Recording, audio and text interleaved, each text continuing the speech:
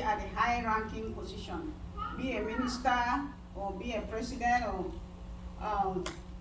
I will not even be thinking that empowerment, you can do it for your own very self. In your own space, you can empower yourself with God away from the devil. And that is what we are talking about this morning. After the storm comes empowerment. Brethren, this empowerment is taking us, is a permanent thing that I want us to do today that is going to change our story, going to change the way we think, the way we do things. So I would first of all like us to renew our vows with God. I'm not calling for people to come in front. If you have not repented, I also want you to repent. I just want to give us 1 minute before we empower ourselves. After we have gotten rid of the storm, let's renew our vows with God. Let's repent for those who have not repented. It's between us and God, and get ready for this empowerment. If you cannot say the prayer of repentance, you can say it after me as I say it in your mind. If you think that you need to renew your vows with God, you can still do that. I remember, if you see the pictures up there, I renewed my baptism when I went to Israel, not because I had not had a baptism of immersion, but from time to time, it's always good, because you don't know, sometimes you do those things, you don't even know that you have done something wrong in the eyes of God. So it's but something good to do, to always renew your vows with Him, and always repent when you think it's time for repentance. Remember, humility comes with wisdom. When you humble yourself in front of God, and you do repentance, and you renew your vows, that is one and only best thing to do for you to have your salvation. And so, for those who, you can say it in your mind if you want to repent or renew your vows with God. Just say this prayer after me. Father Lord, I come to you today with a humble heart to say I am sorry for all my sins. Please forgive me. I didn't know any better. I choose from today onward that you will be my personal Lord and Savior. And I will serve you forever and ever. Amen. Thank you. It feels good. It feels good, because even me saying it, I have some chills all over me. It really feels good. So that is the best thing to do. So we want to talk about empowerment. And as I already explained, that when we talk about empowerment, in the part of the world, it means something else. But spiritually, it means a different thing. And the way I want to bring in empowerment, empowering yourself as a child of God. We already know that He has a plan and purpose for us. And that plan and purpose, sometimes we thwart it ourselves, we take it away by not doing the things that we are supposed to do. And so, if we have already done the things that we are supposed to do, gotten rid of the storm, and asked for forgiveness, and we have renewed our vows with Him, and we have repented, now it's time for us to empower ourselves. This empowerment comes with having a good and personal relationship with God, bonding with God, handing over all the storms to Him, total surrender. You surrender to Him totally. And I take this theme of empowerment from the Bible verses of 1 Timothy 1 verse 7. For God has not given us a spirit of fear, but of power, love, and sound mind. We have to take that power. We have to take it. We own it. We have to take it. And where are we taking it from? We are taking it in the house of God. And we are seizing it back from the devil, because we have gotten rid of the storm. We have gotten that devil out of our lives. And so we are empowering ourselves with God and empowering ourselves with vision. So what I would say is that this empowerment, vision plus renewal is equals to empowerment. After we have renewed or repented, we are supposed to have a vision. We are supposed to have this vision that will take us to this empowerment. Remember, I said God created you for a reason. God created you for a purpose. Every one of us in here, we are unique and different. No two human beings are the same. God has a different plan and purpose in your life. And so sometimes we are tempted to drop those things that God wants us to do because we have seen this person doing this thing. We want to go with what the crowd is doing. We want to go with what B is doing because he is successful. We want to go with what A is doing because they are successful. No. God has his own plan and purpose for you. Before he put you in your mother's womb, he knew why he put you in there. Amen. All you need to do is to empower yourself with it by doing what? By obeying the vision. Remember renewal. When you talk about renewal, I want to go to Romans 12 verse 2. He said, do not be conformed in the patterns of this world, but be transformed by renewing your mind. So if we have renewed our mind, it means that we have left the world. We are not conforming with the things of the world anymore. We are transforming ourselves by renewing our minds. And when we renew our minds, we start having this vision. So renewal plus vision is equals to empowerment. And that is just a summary of what I want us to be talking about. And so after the renewal, I am now focusing on vision. I want to explain in very simple terms what vision is. Vision is that thing that when you sit, you feel so good in doing it, that even without pay, even without money, you enjoy doing it. You don't go forcing yourself to do something else. That thing, if you know that being a medical doctor is a passion, being an evangelist is a passion, being a teacher is a passion, that is your vision, that you enjoy doing even without any payment. That is your vision. And when you follow your vision, trust me, even if you are earning $1 on that vision, God will multiply that dollar because that's the vision that he has given you. He will multiply that dollar and he will make your life better. But if you don't follow your vision and you go to do something else that God has not called you to do, the first thing is that you will not be happy. Yeah. The second thing is that no matter how much money you earn, that money will not take you to anywhere. I already showed you that when it's time, no matter how much you earn, if you are not a child of God and you don't do the things that God wants, you are not going to make it. That money will not going to take you to anywhere. There are people who earn less, but they do much better than people who earn hundreds and millions. So that vision is what you listen to God, what you love doing. There are people who love cooking. That is their vision. Yes. And when you stick with that cooking, you will make a better life there. There are people who like to clean, just clean, and clean. Don't say that it's not a white collar job. That is your vision. And with that cleanliness, cleaning around, what is going to make you expand you while you are doing that cleaning? There are people who want to just dig hole, dig, like in Africa we do like pig digging. If you know that that's your vision, you enjoy doing it, God will bless you even with that pit that you are digging. There is nothing that is like because I hear people say white collar job. There's nothing that is like a white collar job because every job is a job given by God, is a vision, because somebody has to do something somewhere for another person to take it up from there. And so with a vision stirs up vision. You must take another person's vision and add another person's vision must push your vision. And then you yourself, you have to stir up another person's vision.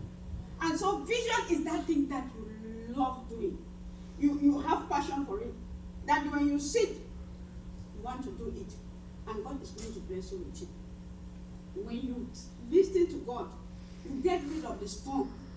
And you renew yourself. And you begin to listen to God. You stay prayerful. God will give you your vision. And you follow it. Sometimes the vision will not come once like that. You have to start from somewhere. I want to give you an example for myself. When God has a plan and purpose for you, He may be passing you through somewhere to get you to that place.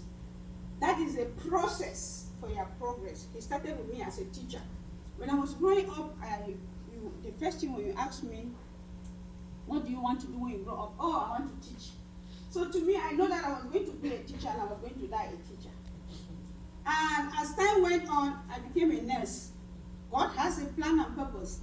Nursing plus teaching is called to evangelism, because when I meet people lying down on the street, I will know to give them CPR. When I meet people there having problems, like the other day I had to correct somebody's oxygen that was on the street with me. If I was not a nurse, I would not have been able to do it. And trust me, if I've never been a teacher to stand in front of people and talk, I would not have the courage to stand here today to talk. So being a teacher, being a nurse was a process for my progress. And I don't even know whether it's here that I'm going to end. What I know is that we can never stay where we are supposed to be, or where the storm has kept us. When we trust and believe in God and renew our minds, we'll listen to God and have our vision. We'll keep moving until we get to where He wants us to be. I don't worry about my tomorrow. I worry about what I've heard that God wants me to do right now. And so vision should be that thing that your eyes will see and look at it even further than in front of you. You need to look further. And so, even in the Bible, it says, where there is no vision, in Proverbs 29 verse 18, where there is no vision, the people perish. But he that keepeth the law is happy. So even the Bible, that's what I'm saying, that I am taking it from my life experience and from what the Bible is saying. People perish for lack of knowledge. People perish for lack of vision. So you must have a vision. And to have this vision, you must listen to God. And you must understand what is that thing that you feel so good doing. Right now, there are days that when I sit in the house and somebody has not called me to pray for them, or somebody has not called me to come and talk about God, I'm like, okay, it's like I'm empty. I'm not doing anything. You know, I'm always looking forward to, but let me tell you something. 2 years back, if you told me that I was standing here to talk about God, I would tell you, no, my place is at the back there.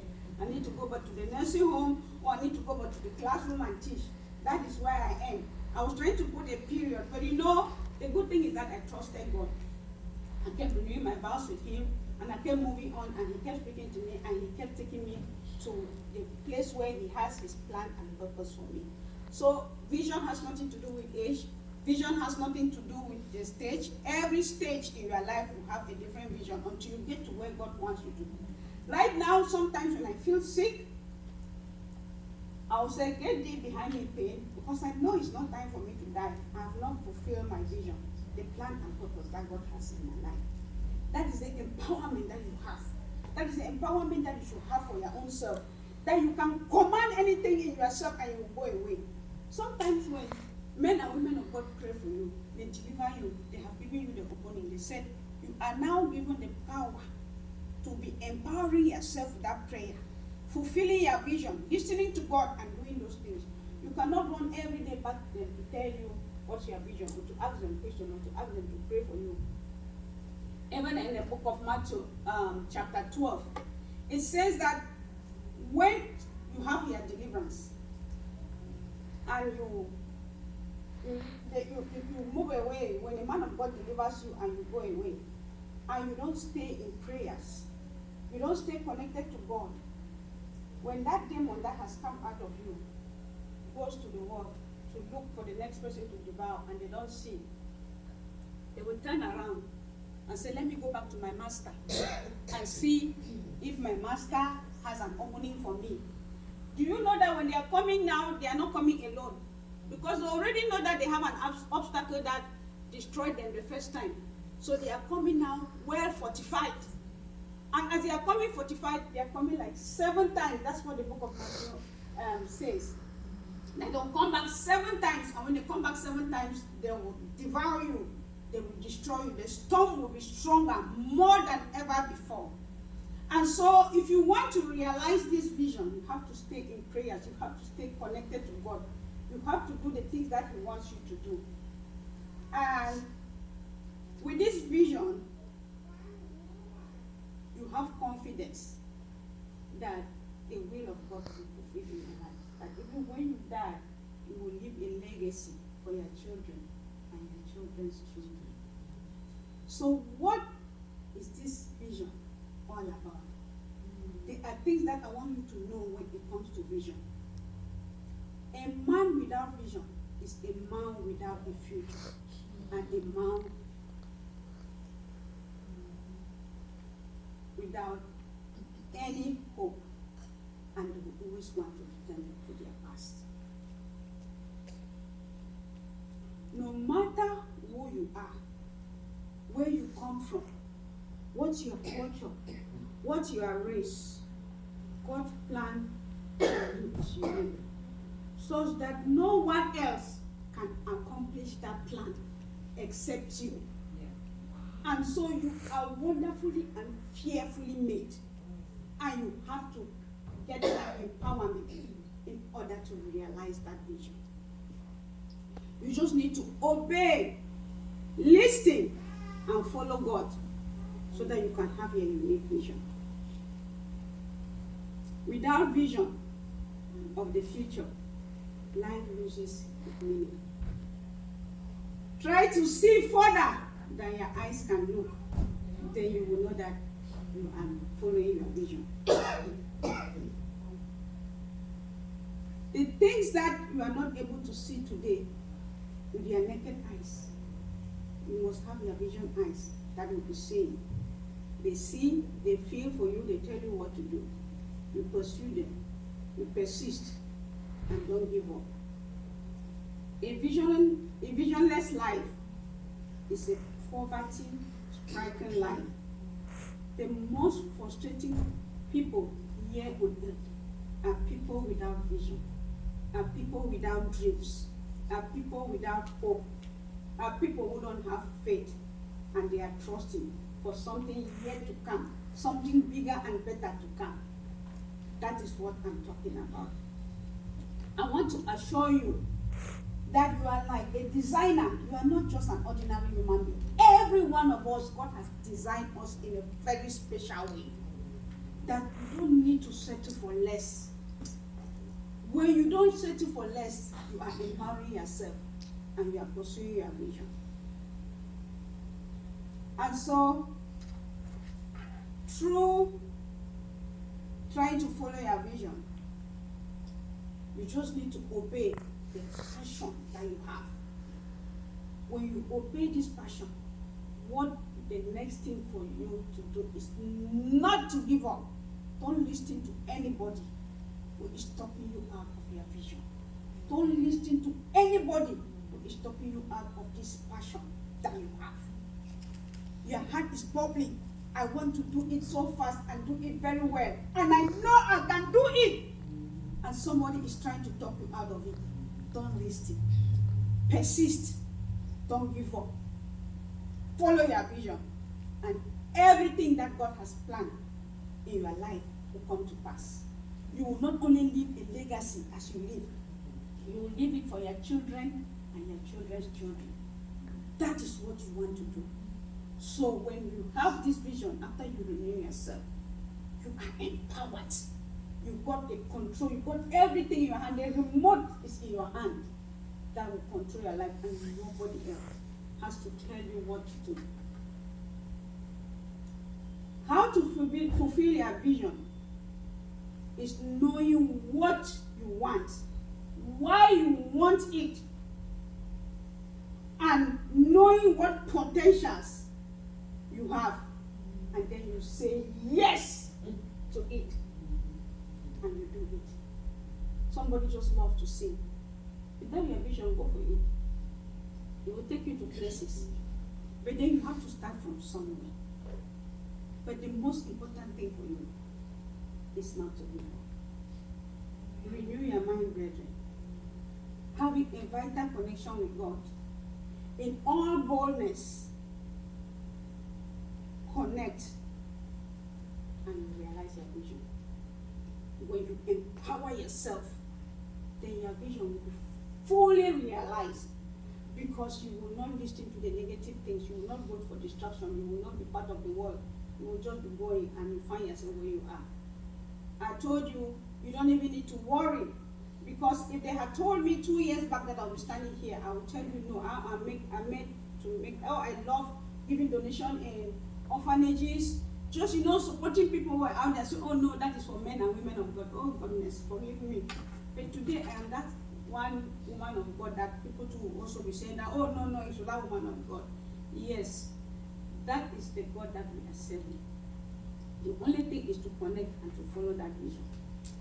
You have to make plans as you live here today, brethren. You have to make plans as you live here today. What do you want to do? How do you want to complete that vision? Because I know that every one of you already have something in process. How do you want to progress with it? What has been stopping you?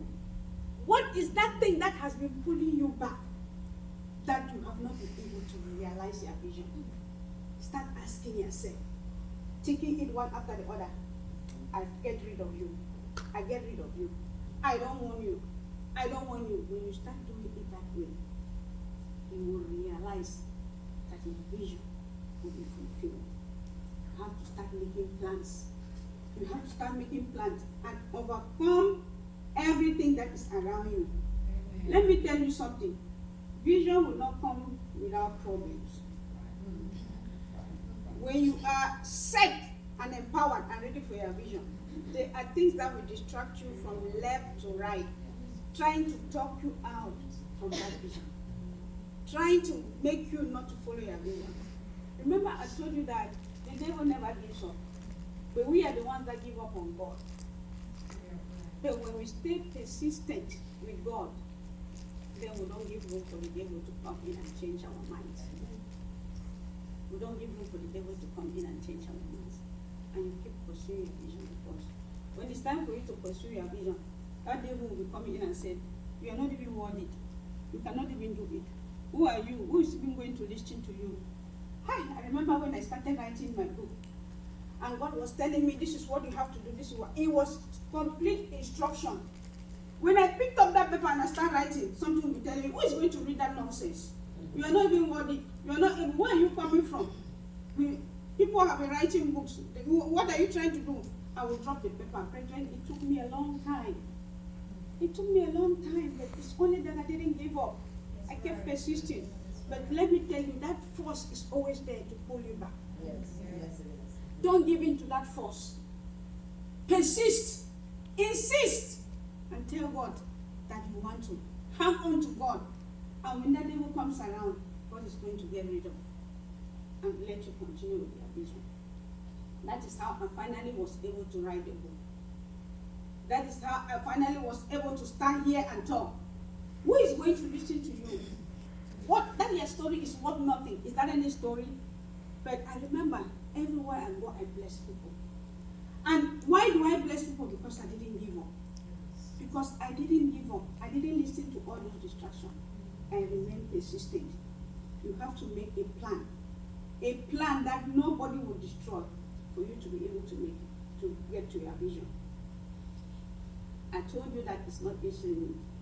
Remember when Abraham, many things happened in Abraham's life, when he was at the age of 90. Let me tell you something. Sometimes I plan, there are things that I plan to do when I get to a certain age. It's so sweet when you make those plans and you just stay hopeful. You don't even think that it's time for you to die. And you keep making those plans. Those are your visions, because they come in stages. But then, there should be a process. Sometimes, like I told you, the storm is a process for you to realize your vision. If I did not have cancer, I would not have been able to know that I need to testify. And it was through testifying that I knew that I am supposed to be a speaker. This is my story. After I had cancer and I was cancer free. And the Spirit of God started telling me, go out and testify my goodness. And I said, yes, it's true. It took me a long time to be able to sit, a long time to be able to come and do my Thanksgiving. When it was time to do the Thanksgiving, I had this distraction. Oh, let's do it this way, let's do it. I said, no, I have to do it at the altar, because that is when he likes to be glorified. And after I did it at the altar, the Spirit of God was like, you have to go to those churches that prayed for you, those people, and tell them the goodness that God has done in your life. Some of them have even forgotten that they prayed for you and you got healed. And as I went around testifying the goodness of God, And I kept testifying the goodness of God. One day my daughter told me, said, Mom, do you know you can be a motivational speaker? Please don't laugh. And I asked her, what is the meaning of motivational speaker? And you know these teenagers, I told you not to laugh. You know these teenagers, when they realize that you don't know something, they know more than you, they will laugh at you until, say, Mom, I can't believe you don't know what is a motivational speaker. She went and laid down, she laughed, then she came back to explain to me, but today, it has given me an impact. Then she now explained to me what a motivational speaker is. I said, how about adding the Christian motivational speaker? Because I want to motivate people in the path of God and not just making people to have some fun. She said, yeah, that can be something. That is how I left the testimony page to a motivational speaker page, as you can see on the board. And when I was on that page, I thought that that was the period. That is why where I had this experience. That don't give a period in your life, because just always put a comma, because God is still working something. God is still saying something. So you don't have the right to put a period in your life. Put a comma and leave the rest of God, and God will continue and you keep moving. So when I did the motivational speaker issue, I started going around. Yeah, I was doing it. And during the course of being a motivational speaker, I got encountered with this man of God that told me that you need to go to school. I don't have money. I don't have anything. He said, God is going to send you divine helpers. Long story short, I found myself in a theological seminar. Now my story of being just a motivational speaker started changing. It started changing. And I now moved to, I graduated as an evangelist. That is where I am now. And I'm now doing counseling, master's degree in the theological seminary. I don't know where God is taking me to, but all I know is that I'm connected to Him. I'm hanging on to Him. And I know that everything is a process for my progress. Amen. So you will not remain where you are. I pray, and I pray over you, that as you live here today, you are going to live where you are, and you begin to progress, and you begin to move upwards, not backwards. And you are going to realize your vision. In Jesus' name. Amen. So, the next thing you want, the most important thing, is that when you have realized that this is what you want to do, make plans. Make plans to overcome any obstacle. As you make that plan, whether you have money or you don't have, God will meet you at the point of your need. That is the God we are serving. I just love Him so much. There are times that I'm making plans, my children will be laughing at me. They'll be laughing at me and telling me, Mom, what are you talking about? I don't worry. But let me tell you something. You cannot sleep on your bed and say, God bless me, and God will bless you, when you have not gone out there to start doing something. You have to go out there and start doing something. Don't stay in your bed. Don't stay in your bedroom. You have to make a move for God to meet you somewhere and pull you over. Don't be stagnant. Don't be stagnant. You have to let God do His work. And for God to do His work, you have to have that vision. And you have to start doing something. You have to start making baby steps. And God will pull you along, brethren. When you start making that baby step, you have now accepted that this is my passion. This is what I want to do. This is where I want to go. And I know that I have a one true God. The only God that can never disappoint me. The God who created heaven and earth. The God who made me for this. He is going to be there for me and nobody else. And so that passion will be realized. By the time you are making those moves, you will be surprised with the changes in your life. You will be surprised how things are just working out. And you'll be like, oh wow, it can only be God. Yes, it can only be God and nobody else. It can only be God. Brethren, why are we disempowering ourselves and settling for less when God has created you in a unique way? God has a vision. He has a plan and purpose in your life. Why are you disempowering yourself and telling yourself that this is where I've ended and this is all about me? No, get up and walk. Get up and walk. God has a better plan for you. You are very unique in your own way. Be that person that people will come to you and ask what is happening. Not you going to people and ask what is happening. Be that person that when you pass everywhere, people will be asking, who is this person? Not you asking, who is this person? Let people find out who you are. Not you always finding out who people are. Get up and walk. Grab the faith. Drop the fear. Get empowered. Move on. When I lay on that cancer bed, I was looking. I look at my YouTube. It's going down. And I was like, this is it. No, God. No, it's not time for me to die. I remember I used to tell him that. I remember people used to walk into that bedroom. They would cry and fall on me. I will not cry with them. I said, sister, amen. This is not a place for crying. Right. It's a place to know. Because I know that I will make it back. I know that I will testify his goodness. And I made it back. I remember the day I lay on that bed. I was in so much pain. I could not even open my mouth to talk. And they called the doctor. The doctor said they should put me on morphine. Hey! I started morphine every 2 hours. The pain did not go. They called the doctor. The doctor said every hour. I said, Jesus of Nazareth. Me, being a nurse, I give morphine to people who are giving up, who are dying.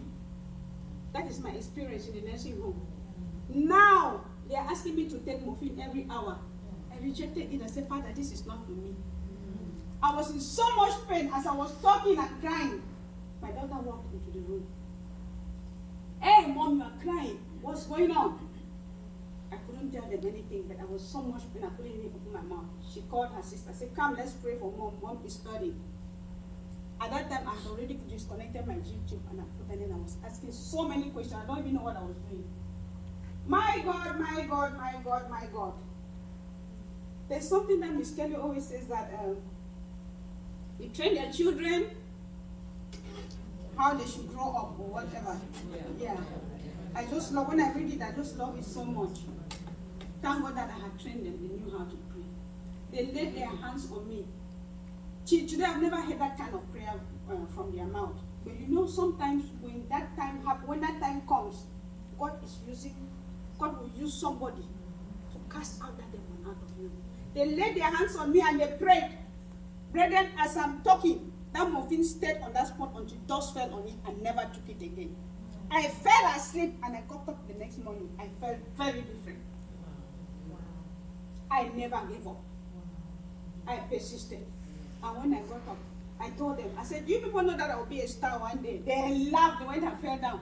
If they were here, they would tell you. I always sit down and say, Mom, why are you going to be a star? I said, I will go to Hollywood. Am I not a star? Standing on stage, is it not a star? I love it. People are watching me, I'm talking. But then when I laid on that bed, I didn't put a period. I kept hoping. And even when people were crying with me, I would tell them, this place is not a place to cry. This is a place to hope again. I just want to empower you today. I put the spirit of empowerment in every one of you as you walk out of this place. Don't forget that you have a vision to fulfill. Don't forget that you are empowered already. Don't forget that you are bigger than the devil. Don't forget that you are a child of God. Don't forget that you are the apple of God's eye. Don't forget that you are a value of honor. Don't forget that you are wonderfully and fearfully made. Don't forget that you are unique in your own way. Don't forget that the power is in your hand. Don't forget that you don't have to drop it. You have to drop the fear and keep the faith. Brethren, I just want to encourage you. As you walk out of this door today, your life will never be the same. In Jesus' mighty name. Amen.